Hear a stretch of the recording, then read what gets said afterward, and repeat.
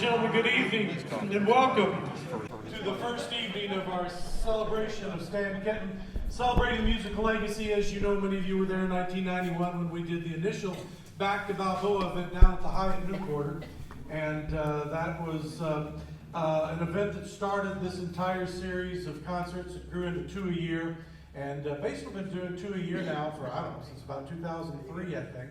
And every now and then, you know, different themes, different big band themes and small group things. But every now and then we'll drop a Stan Kenton event in because, you know, there's so much demand for it.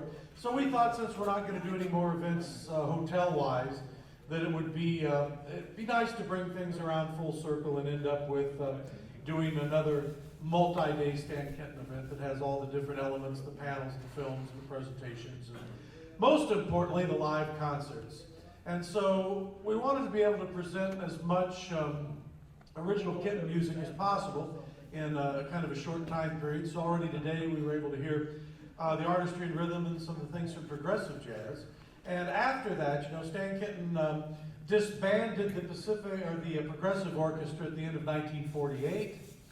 And then there was no orchestra in 1949 as he started to get restless again toward the end of 1949 and decided to form an orchestra once again. This time he wanted to go even further. I mean, progressive jazz was a step further into the concert realm.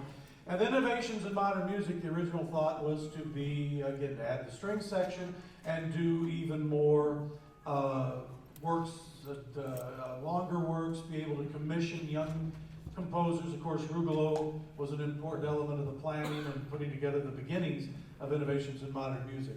So January of 1950, it premiered at the Philharmonic Auditorium downtown, kind of a press party that premiered the orchestra, and then they made the recordings at Capitol and then went out on the road. So the first Innovations tour was strings, which was very expensive, very difficult. Stan Kenton was having to foot the bill himself, but it was what he wanted to do. But again, there's no way, even as popular as the orchestra was, there's no way that it could work out just because of the sheer numbers of moving the musicians and the expenses involved with all of that. But the first concert tour musically certainly was a success. When the first concert tour ended, he dropped the strings and went back to a conventional big band, conventional for him. And long engagement at the Hollywood Palladium and summer at Catalina Island and so on and so forth. And so then, after that, continued with the standard big band. And the great thing about this particular big band was Shorty Rogers was one of the musicians who had moved from the Woody Herman Orchestra into the Stan Kenton Innovations trumpet section and was one of the young composers and arrangers that was tapped to write for the orchestra.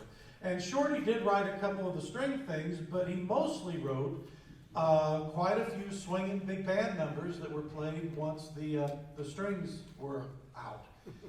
He did come back in 1951 with a final Innovations number 2 tour that ended at the end of 1950, and then all the musicians pretty much had left. Shorty left before it started, but then Shelley Mann and Art Pepper and Milt Bernhardt, June Christie and Bob Cooper, and you know, many of the band members left, settled in Los Angeles, and that was kind of the beginning of the West Coast jazz era of the 1950s.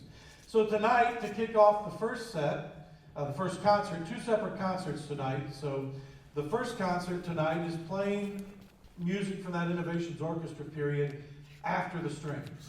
So all these great Shorty Rogers things, some things Pete Rugolo had done for the band, and again, a lot of Shorty Rogers. So some of the things we haven't done a lot in concert, so you get a chance now to hear this wonderful orchestra that you heard this afternoon be able now to play some of the material from 1950 and 1951. Once again, back there in the trumpet section to lead the band, please welcome Mike Vax.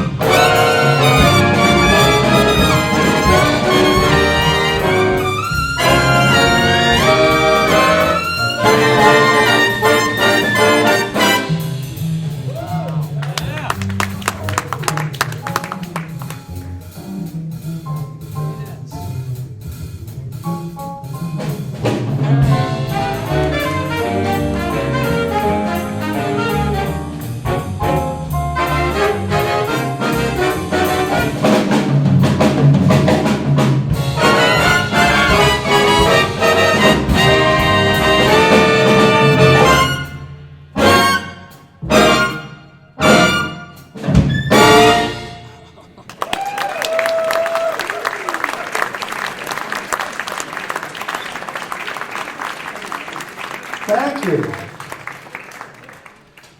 Let's see. That, of course, was Round Robin by Shorty Rogers. And you heard on that one Mike Price on trumpet. And let's see, you heard Doug Webb on tenor saxophone. Kim Richmond on alto. And you got Kyle Parman playing Maynard's part. Woo!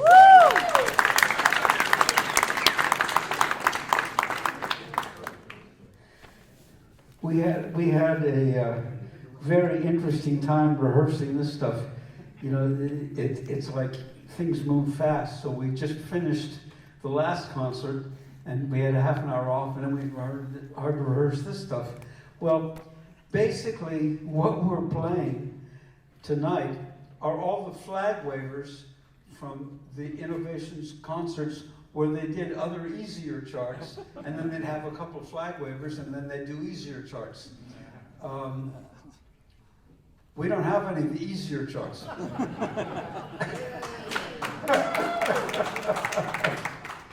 So you're going to hear a whole thing of flag wavers. And of course, the interesting thing is that on a lot of this stuff that was written back then, there were no part numbers, there were names. And so you can look at the things and say, oh my God, I got to play that.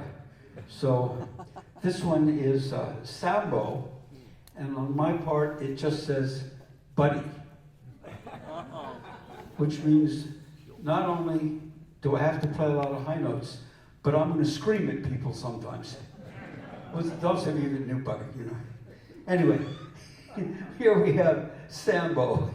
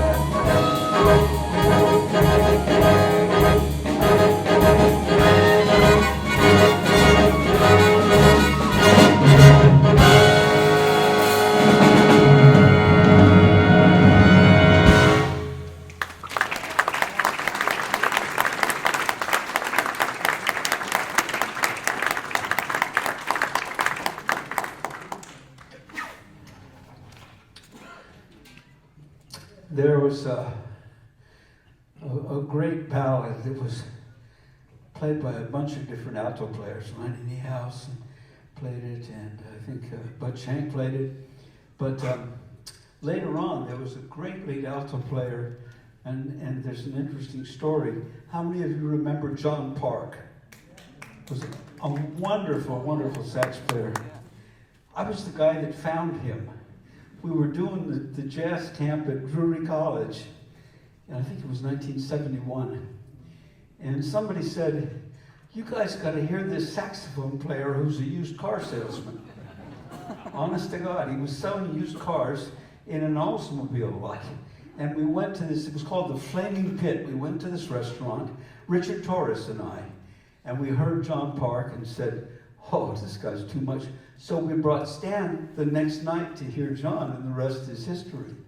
You know, he came on the band. He died very young. It was sad, but what a great alto player. So this one is going to feature Kim Richmond, and this is Street of Dreams.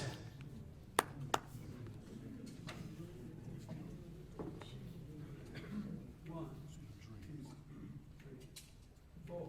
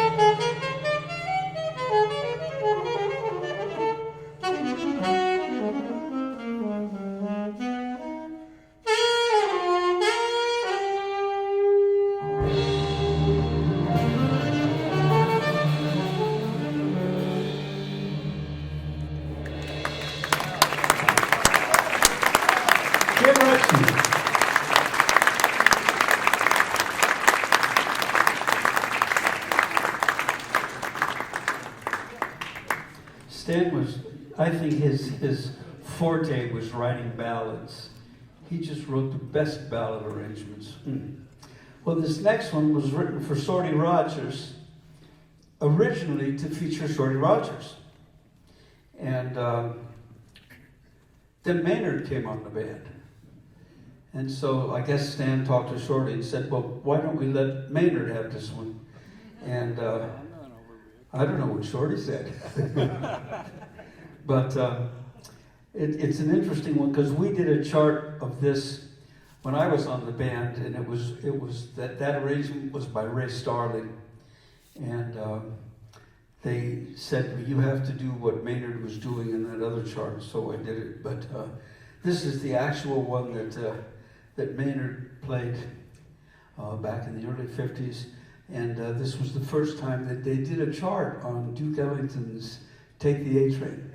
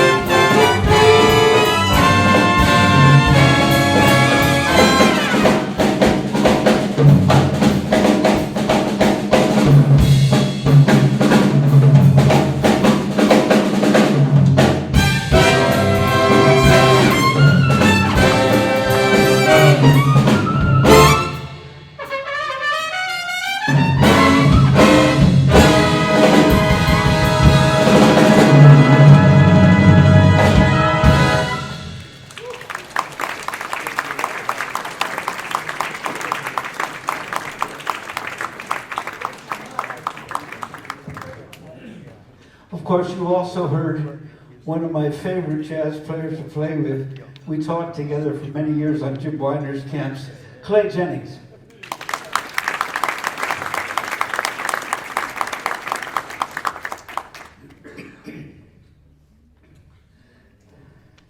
This one is very weird one. It's not Grettinger weird. In fact, I'm not sure, because I don't have the information, who did this chart. But it's one of the old standards. This might be a Rudlow chart. It's one of the old standards done such a different way, you can't believe it. So here you'll see what their idea was on Autumn Leaves.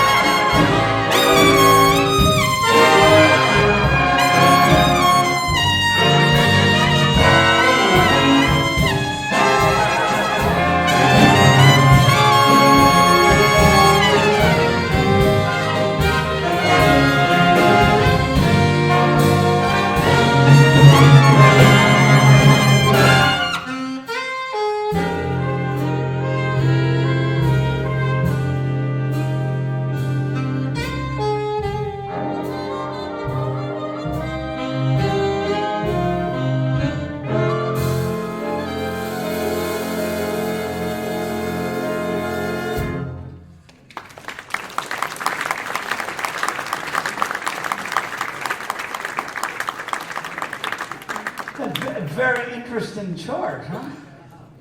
Of course, you heard Kim Richmond and Clay Jenkins, and on that little high note solo, you heard Brian Scwartz.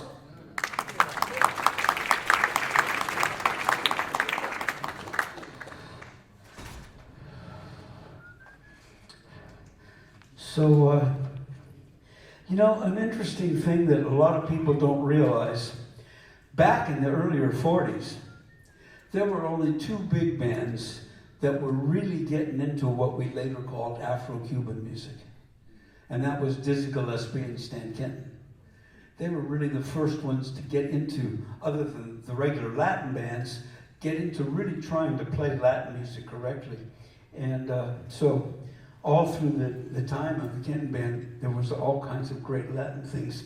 And this is another Shorty Rogers one. And he calls this one Shorty's Mambo.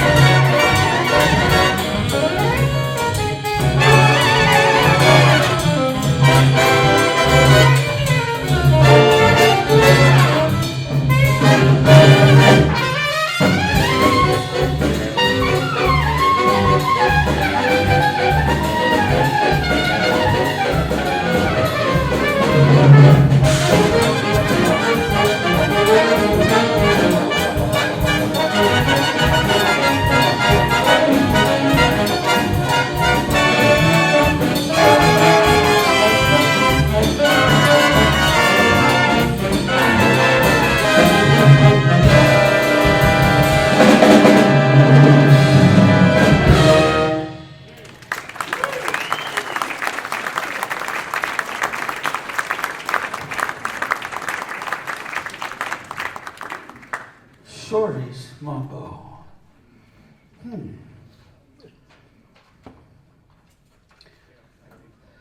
Let's see. Oh, before we do this one,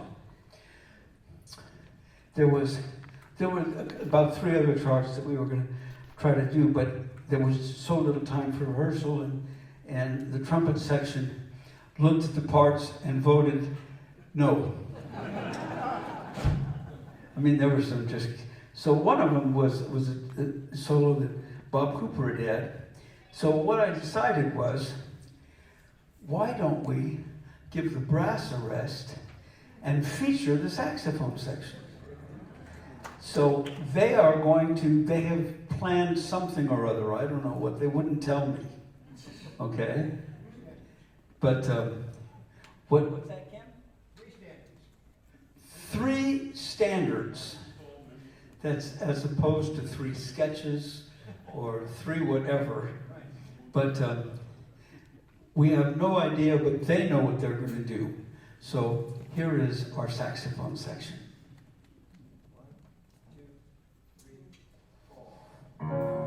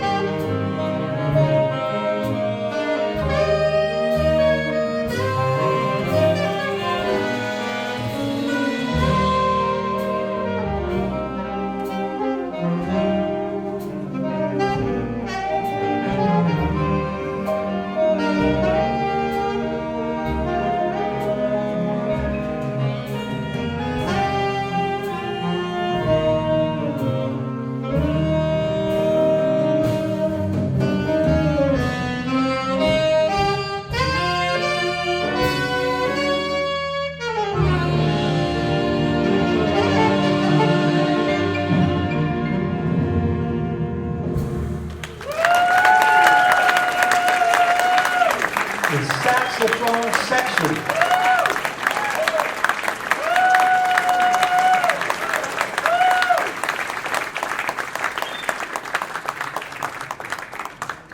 That reminded me of a story I just have to tell you. This is one of my favorite Stan stories. You know, sometimes on dances, we would do that. We would have the saxes or one of the sections pick some tunes and just fake a little bit, let everybody rest. But a lot of you realize Stan hated playing dances. Concert jazz orchestra, man, I don't want to be a dance man. But in order to stay on the road, you had to play some dances along with all the concert stuff. and we got booked at this country club in Nashville. And the first drawing thing was they had called Willard Alexander's office and they wanted the Miller Band for their big yearly to-do. And the Miller Band was going to be in Europe. This was booked way ahead. And he said, Stan Kenton is going to be in that area. Wrong. So they booked us. I think not having any idea about what Stan's band was really like. And this ballroom was all marble and glass. It's the only night, at least when I was on the band, the brass were using cup mutes all night long, and the people were still complaining it was too loud. And of course they were, but we can't dance to that stuff. And so, and it was another one of those things where, you know, it was very hoity-toity, and the band was told, you are not to mingle with our members. We have a room in the back for you. So you know what the room in the back meant? See how many of you understand the word bandwiches. Not very good. But they had a room in the back, and there was a bar for us. So we finished the third set, and Stan is just not in a good place. So we go back in our bandwich room, and it's time to go on for the last set, and Dick Shearer and I look on our watches, no Stan. And Ken, I'm going to have to use a bad word, so it's just, you'll have to live with it. So we think, do we piss off the people and wait for Stan, or do we piss Stan off and start without him? Because this is getting tough time, you know. We figured, no, we better wait for Stan. 5, 6, 7 minutes later, Stan comes back on the bandstand with this look in his eye like I had never seen before. And he walks up on the bandstand and he says, and I quote, Malagueña as loud as you can fucking play it.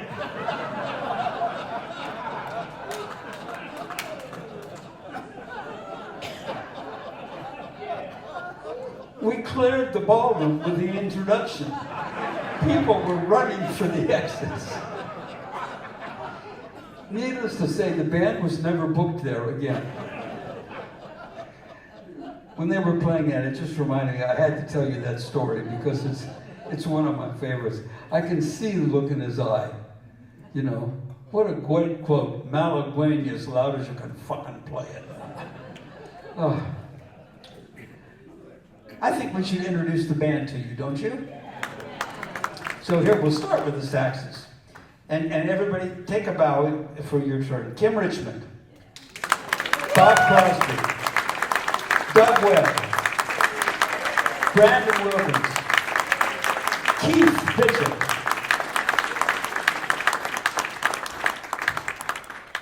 Trombones. And I haven't been introducing him like I should because he's doing the yeoman job on lead trombone, as a lot of times he does with my road band. Dale Devoe.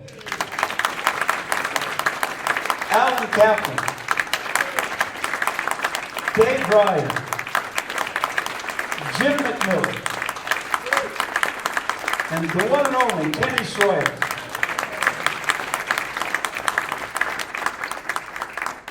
Trumpet section over on the right. Mike Price. And should I get online? Karl Palmer. Brian Schwartz. Clay Jenkins.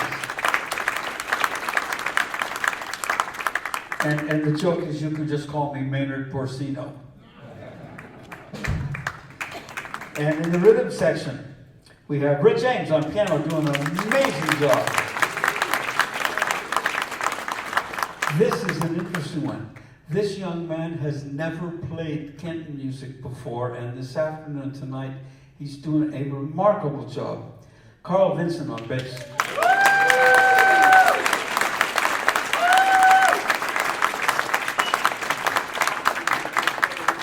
And my old friend, one of the most working drummers, of course, in Los Angeles, Paul Kreibich.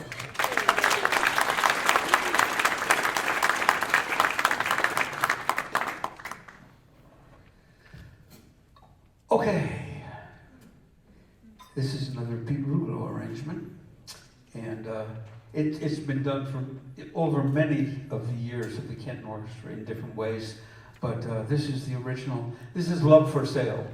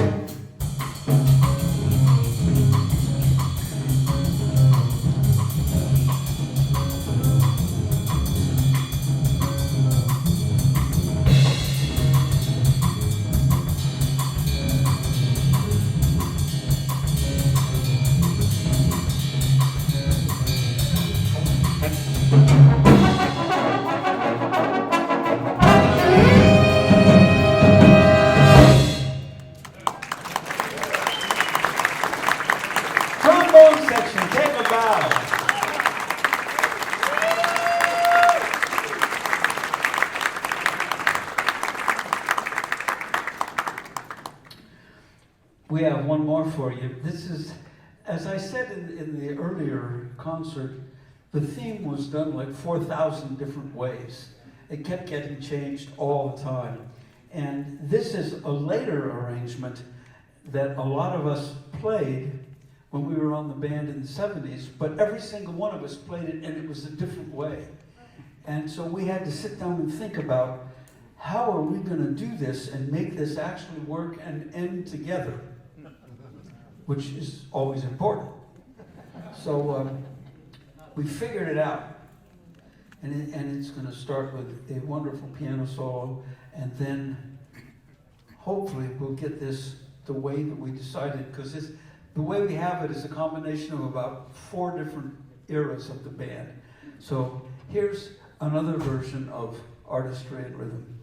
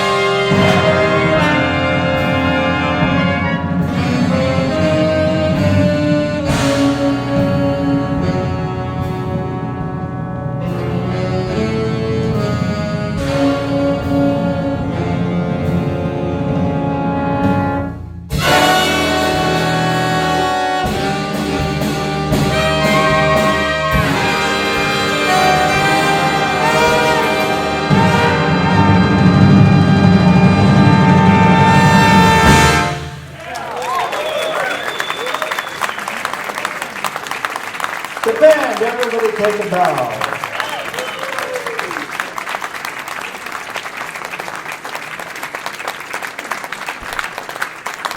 Thank you.